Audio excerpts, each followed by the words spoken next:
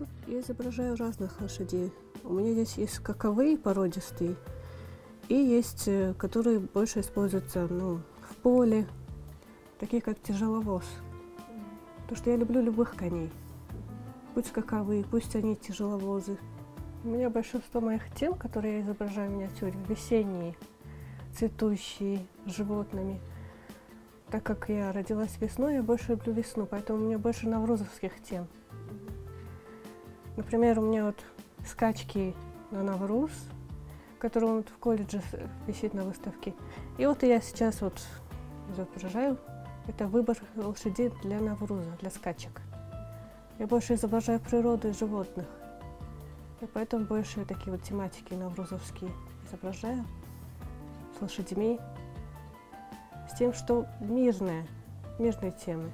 Я больше использую цвета природы, зеленые, цветущие. Все цвета, которые я использую в своей миниатюре, например, в этой, все цвета яркие, сочные, радужные. Я как бы это соединяюсь с природой, с просыпающейся, с Наврузом. Своими картинами и с яркими цветами я хочу преподнести народу то, что вот как прекрасен мир, как прекрасна природа, что ее надо хранить, надо беречь. То, что вот лошадей используют не только в военных целях. Я лошадей вижу больше как вот мирных животных, больше которых используют для игр, для скачек, просто для прогулок.